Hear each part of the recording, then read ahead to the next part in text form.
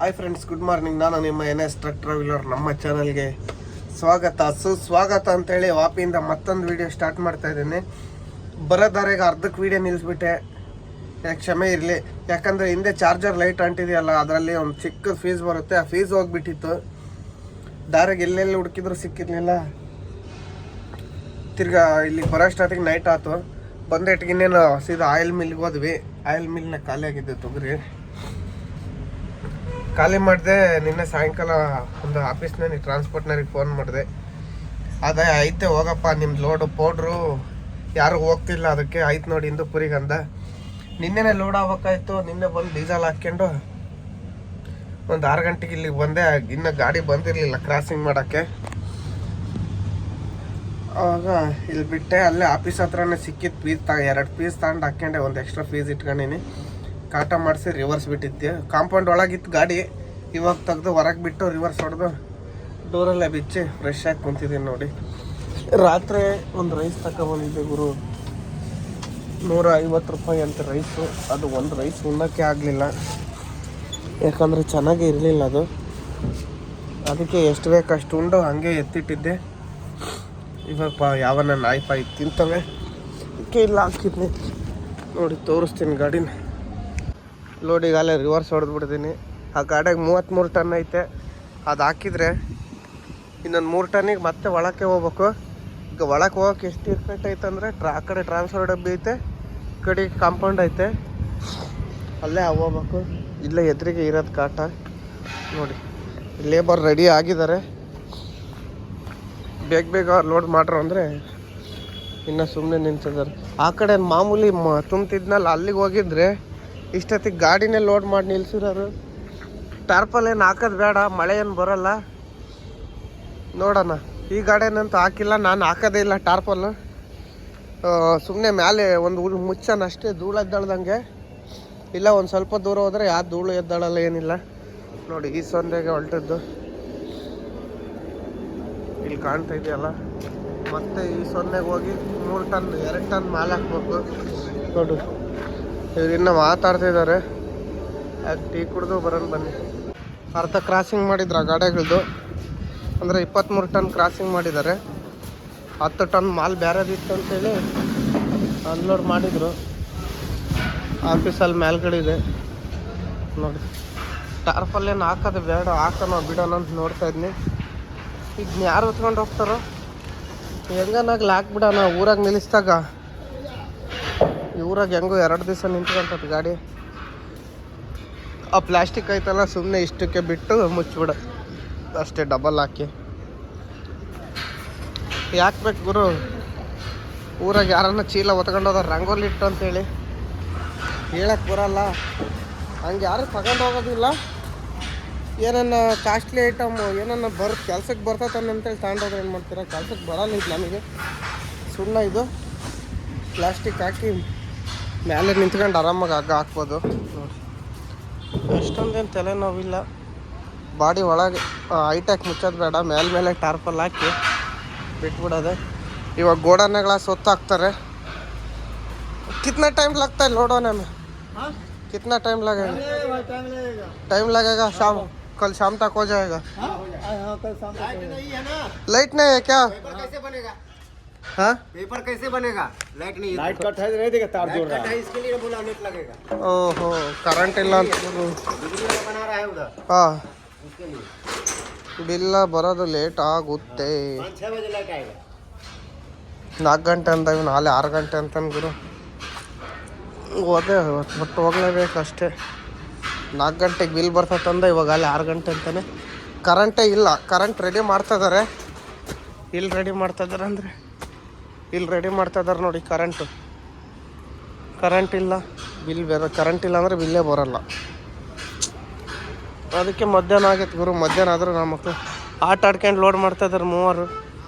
ಅಲ್ಲಿ ಇನ್ನೊಂದು ಜಾಗ ಆಗಿದ್ದರೆ ಇಷ್ಟೊತ್ತಿಗೆ ಲೋಡ್ ಮಾಡಿ ಬಿಲ್ಲೇ ಕೊಟ್ಬಿಡೋರು. ಅಲ್ಲಿ ನಾಸಿಕ್ ರೋಡ್ನಾಗೆ, ಇದು ನಾಸಿಕ್ ರೋಡ, ಇಲ್ಲಿಂದ ಒಂದು 5-6 ಕಿಲೋಮೀಟ್ರ್ ಹೋಗಿದ್ರೆ ಅದು ಬೇಗ ಲೋಡ್ ಮಾಡಿ ಬಿಲ್ ಕೊಟ್ಬಿಡೋರು. ನಮ್ಮ ಮಕ್ಕಳೆಲ್ಲ ದರಿದ್ರ ನನ್ನ ಮಕ್ಕಳಾಗ್ಯದ ನೋಡಿ.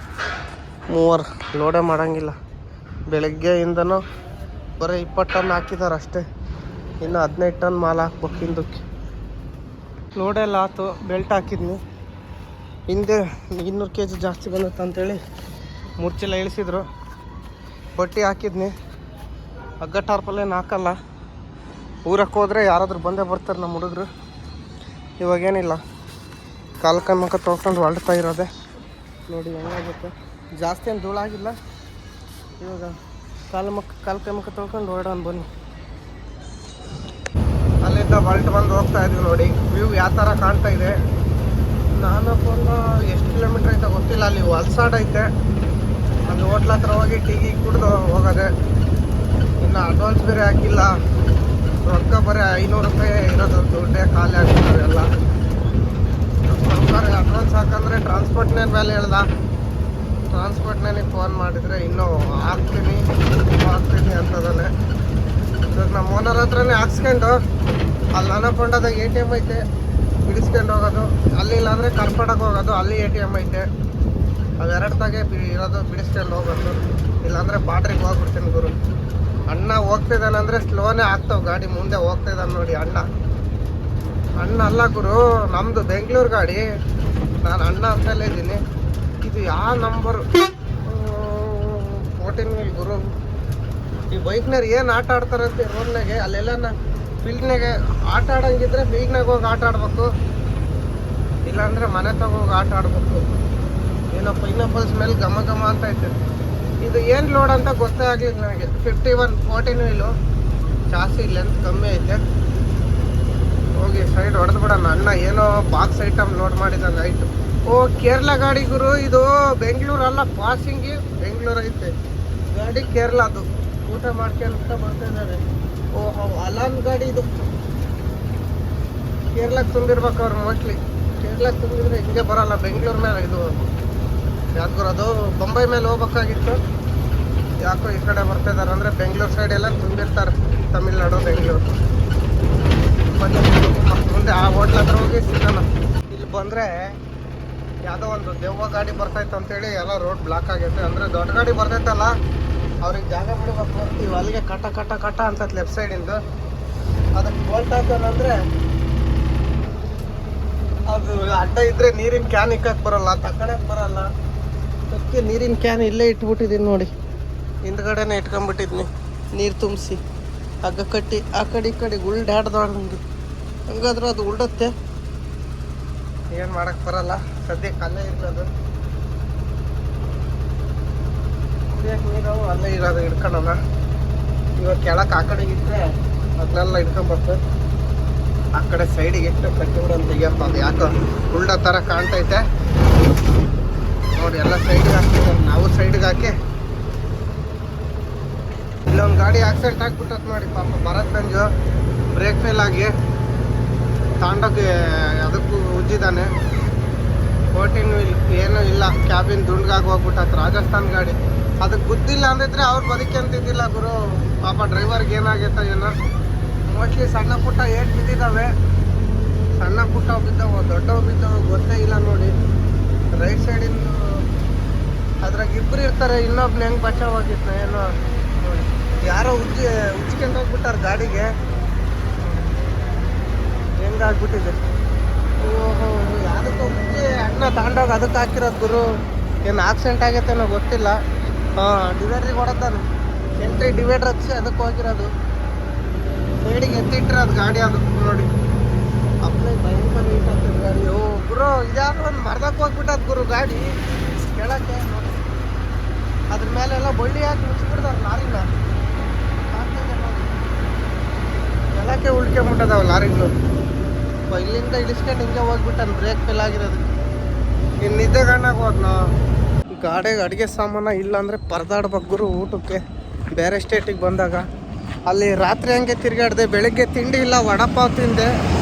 ಮಧ್ಯಾಹ್ನ ಊಟ ಚಪಾತಿ ತಿಂದಿದ್ದೆ. ಅಲ್ಲಿ ಇಲ್ಲಿಗೆ ಬರೋಷ್ಟೊತ್ತಿಗೆ ಹೊಟ್ಟೆಸ್ತು, ಕ್ಯಾಶ್ ಇರಲಿಲ್ಲ. ಅಲ್ಲಿ ಕರ್ಪಡದಾಗ ಹೋದರೆ ಅವ್ನು ಖಾಲಿ ಆಗೈತೆ ಕ್ಯಾಶ್ ಅಂದ. ಇಲ್ಲೊಂದು ಓಪನ್ ಐತಂತ ಬಂದರೆ ಇವನು ಕ್ಲೋಸ್ ಮಾಡಿದ್ದೀನಿ ಅಂದ. ತಿರ್ಗಾ ಒಳಕ್ಕೆ ಹೋದೆ ಮೊಬೈಲ್ ಅಂಗಡಿಗೆ. 20 ರೂಪಾಯಿ ಅಂದ. 2000 ಕೂಡ ಸಾಕು, ಆಮೇಲೆ ನಾಳೆ ನೋಡ್ಕೊಳ್ಳೋಣ ಇಸ್ಕೊಂಬಂದೆ. ಬಿಜಾಪುರ ಗಾಡಿ ನೋಡಿದ್ದು ಅಲ್ಟ್ರಾ ಹೆಂಗೆ ಮಾಡಿದ್ದಾರೆ ಮೇವತ್ತಿ ಗಾಡಿ ಅನ್ನಂಗೆ ಮಾಡ್ಯಾರ. ಹರಿಯಾಣದಿಂದ ಆರನ್ ತರಿಸಿ ಹಾಕಿದ್ದಾರೆ. ಹರಿಯಾಣ ಅಲ್ಲ, ಅಲ್ಲಿ ಬಿಜಾಪುರ್ನಾಗೆ ಆರನ್ ಸಿಗ್ತಾವಲ್ಲ ಅವನ್ ತಂದು ಕೊಡ್ತಾನೆ. ಹೊಟ್ಟೆಸ್ಬಿಟ್ಟದ ಗುರು. ದ್ರಾಕ್ಷಿ ಸಮೋಸ ತಗೊಂಡು ಹೋಗ್ತಾ ಇದ್ದೀನಿ ನೋಡಿ.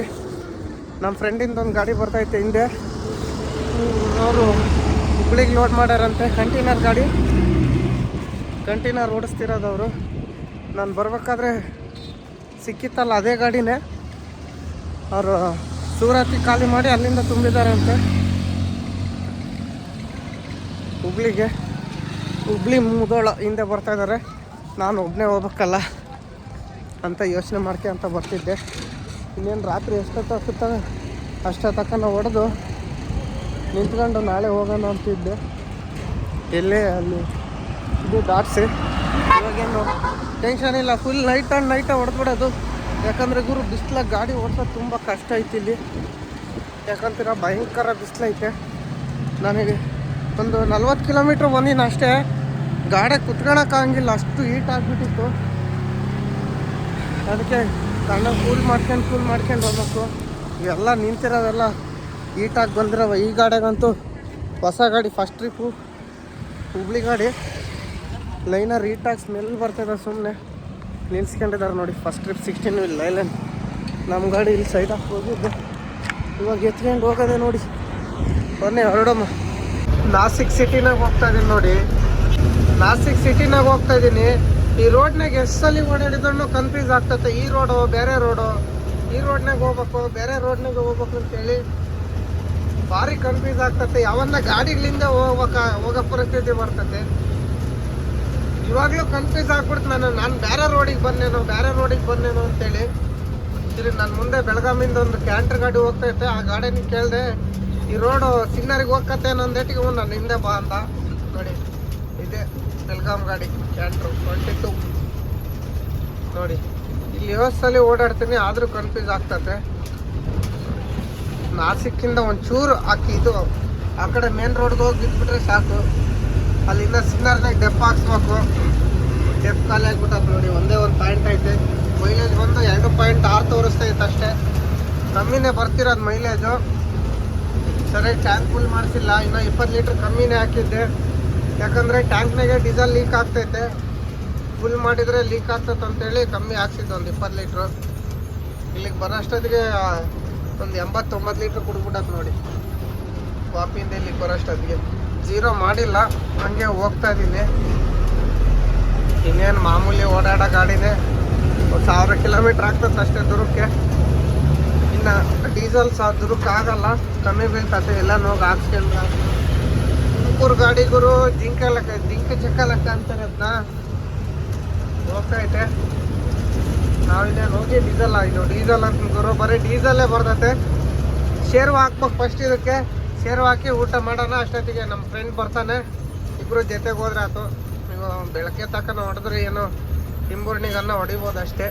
ಟಿಂಬೂರ್ಣಿಗೆ ಹೋಗಿ ತಾಚಿ ಮಾಡೋದು. ಟಿಂಬೂರ್ಣಿ ಇಲ್ಲ ಪಂಡ್ರಾಪುರದಾಗ, ನೋಡೋಣ ಎಲ್ಲಿ ನಿದ್ದೆ ಬರ್ತೈತೆ ಅಲ್ಲಿಗೆ. ಪಂಡ್ರಾಪುರ ಮೇಲೆ ಹೋಗೋಣ ಅಂತ ಇದ್ದೀನಿ. ಪಂಡ್ರಾಪುರ ಮಂಗಳವಾಡ. ನಮ್ಮ ಫ್ರೆಂಡಿಗೆ ಫೋನ್ ಮಾಡಿ ಕೇಳ್ಬೇಕು, ರಮೇಶಿಗೆ, ದಾರಿ ಹೆಂಗಾಯ್ತು ಅಂತೇಳಿ. ಬನ್ನಿ ಹೋಗಿ ಸಿನ್ನರ್ನಾಗ ಸಿಗೋಣ. ಗಾಡಿ ಹಿಂದೆ ಬರ್ತಿದ್ದೆ ನೋಡಿ, ಲೈನ್ ಹೆಂಗಿದೆ. ಮೊದಲು ಒಳ್ಳೆ ನೌಕರನಾಗು, ಯಜಮಾನನಾಗುವ ಯೋಗ್ಯತೆ ತಾನೇ ಬರುತ್ತದೆ. ಅಂದರೆ ಇದು ಅರ್ಥ, ಮೊದಲು ದುಡಿಮೆ ಮಾಡೋದು ಕಲಿ, ಆಮೇಲೆ ಎಲ್ಲ ತಾನೇ ಬರ್ತತೆ. ಇನ್ನೂ ಸಿಂಪಲ್ಲಾಗಿ ಹೇಳ್ಬೇಕಂದ್ರೆ ಹುಡುಗಿಯರ ಹಿಂದೆ ಬಿದ್ದು ಜೀವನ ಹಾಳು ಮಾಡ್ಕೋಬೇಡ್ರಿ. ಮೊದಲು ದುಡಿಯೋ ದಾರಿ ನೋಡ್ರಿ, ತಂದೆ ತಾಯಿನ ಚೆನ್ನಾಗಿ ನೋಡ್ಕೊಳ್ರಿ ಅಂತ ಅದ್ರ ಅರ್ಥ ಇದೆ ನೋಡಿ. ಇದರಿಂದ ಯಾರಿಗನ್ನ ಆಲ್ಟ್ ಆಗಿದ್ರೆ ನಾವೇನು ಮಾಡಕ್ ಬರಲ್ಲ. ಅಲ್ಲಿರೋದು ಅದೇ, ಅದ್ರ ಅರ್ಥ ಹೇಳಿದ್ದೀನಿ ನಾನೇ. ಬೆಳಗಾವಿ ಗಾಡಿ ನೋಡಿದ್ದೆ ನಾನು. ದಾರಿ ಕೇಳಿದಾಗ ಈ ಗಾಡಿಯಿಂದನೇ ಬಂದಿದ್ದು. ಲೈನ್ ಮಾತ್ರ ಸಖತ್ತಾಗಿ ನನಗೆ ಭಾಳ ಇಷ್ಟ ಆಯ್ತು ನೋಡಿ. ಮೊದಲ ಒಳ್ಳೆಯ ನೌಕರನಾಗು, ಯಜಮಾನನಾಗುವ ಯೋಗ್ಯತೆ ತಾನಾಗೇ ಬರುತ್ತದೆ.